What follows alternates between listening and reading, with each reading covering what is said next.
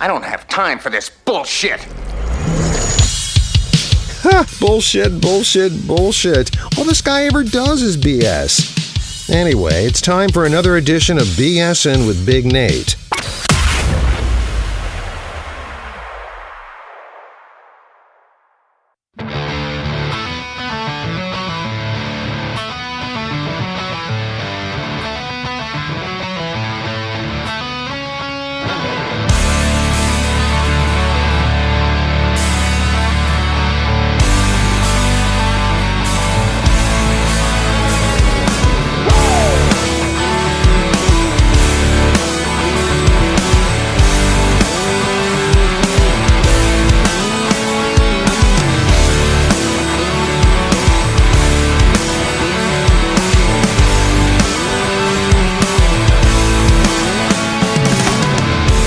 Tsunami comes by, but I fly away.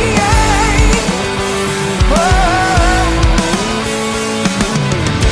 Looking at direction makes the earth way. Are you willing to accept love?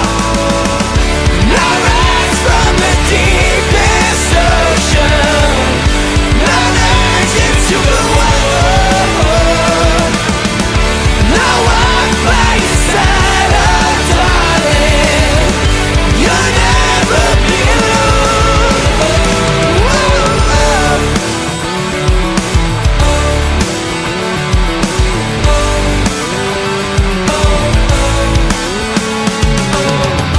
I've been ripped down to my core, been exposed and I needed more and more.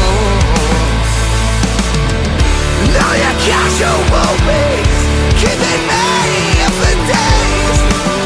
When days and days out, no rise from the deepest ocean, no legend to the world. No one by your side, oh darling, you'll never be alone.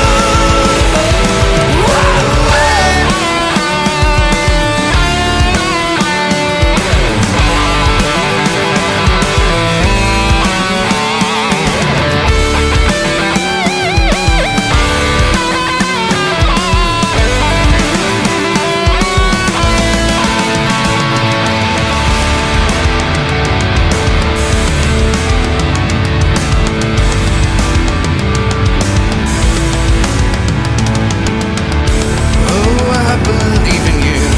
Do you believe in me too? Oh, I believe in you. Do you believe in me too? Yeah! Oh, and I believe in you. Do you believe in me too? Oh, I believe in you. Do you believe in me too?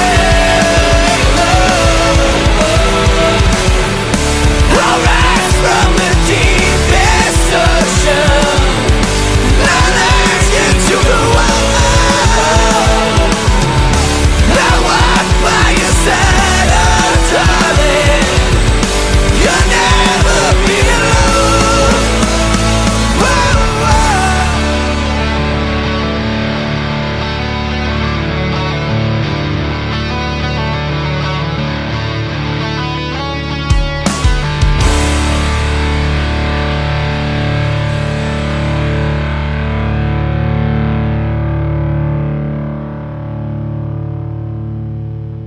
Owls and Aliens, Tsunami on another edition of BS with Big Nate. Of course, I am joined all the way from the other coast. Owls and Aliens joining me on another edition of BS with Big Nate. Guys, first of all, hello. Hello. What's up? Thanks once again for joining me. I want to start things off talking about this track, and then I kind of want to just pick things apart. Cool. I'm going to give my impressions, and you may disagree or agree with them. I love it. I'm always open to interpretation, but Yeah, it's the whole beauty, right? I love a new playground. To me, this track feels like if Alice in Chains put out a hardcore album. Nice. Nice. Yeah. Like the very like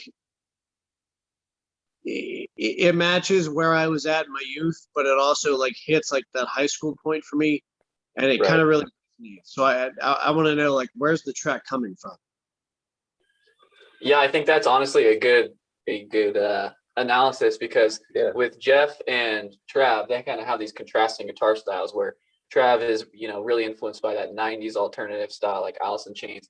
And I even totally heard Alice in Chains with that riff too. So and then meanwhile Jeff comes on with like his like more of that like heavy metal, like spicy, whatever you want to call that, over the top.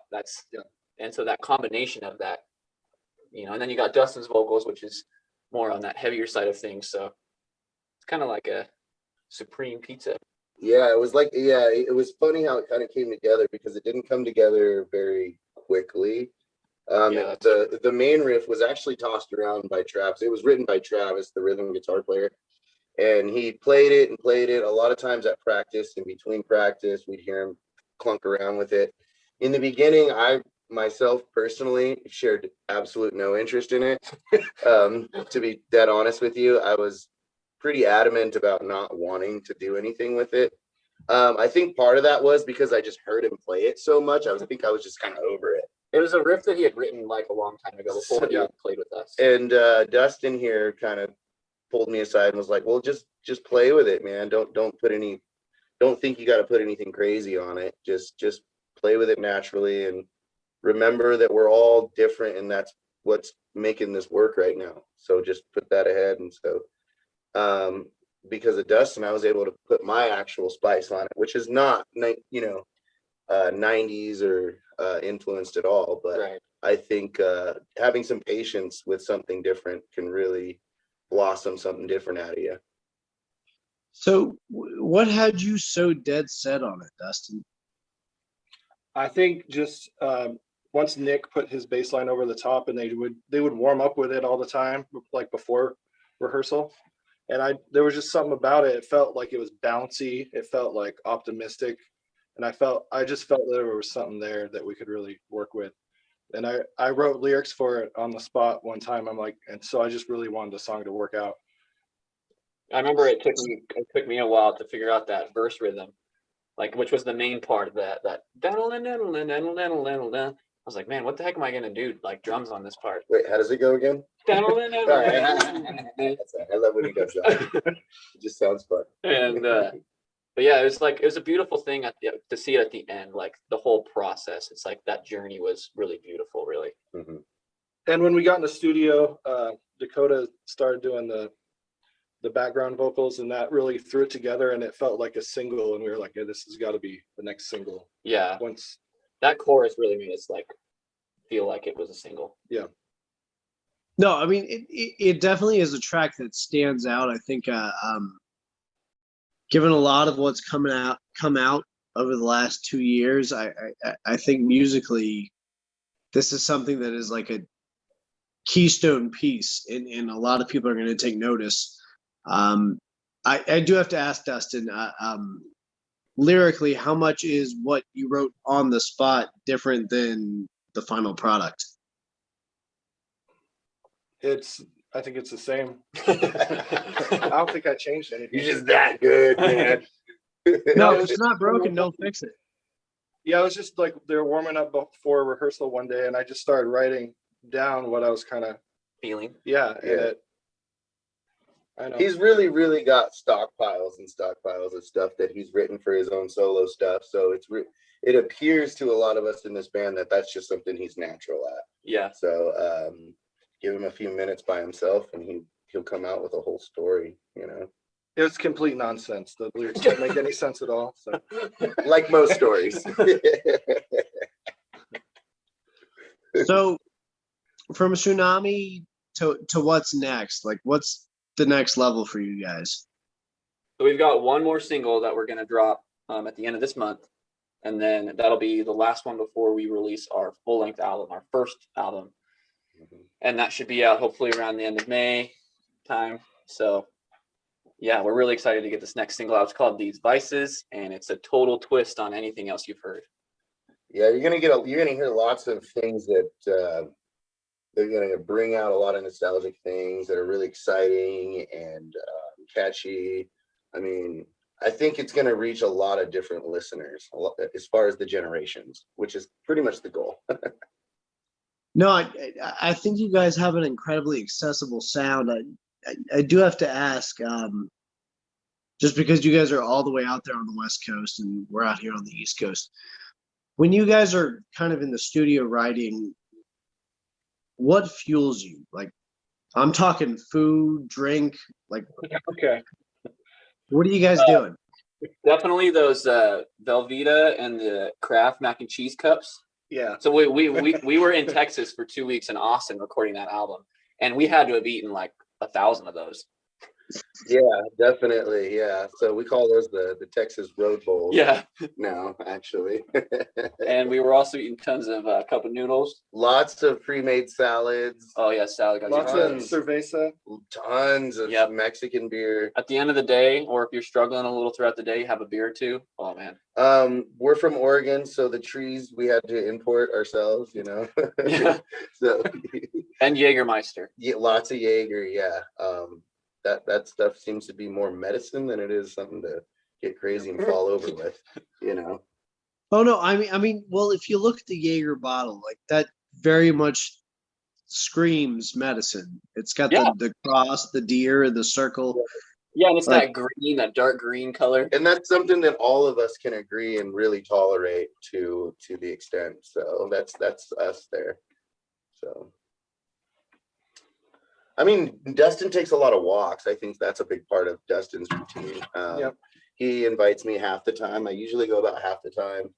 I like to spread my time out between all the dudes. So, you know, if it's a walk with him, Yeah, you do. you know, yeah. You just make yourself available to everyone, but it sounds like you walk like 25% of the time that Dustin walks.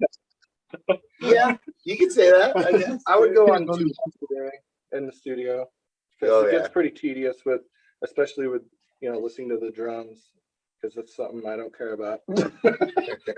I'm not even going to be in there. I don't care about your drums. I mean, it's just filler. He's become one of the neighbors now. Pretty soon they're just gonna replace me with a button. So I mean, I don't really want to say it to your face, but I'm gonna say it. There are computers. I'm gonna be out of a job soon, huh? That being said, there's a lot more soul in actual drumming versus computers. I will grant you that. Yes.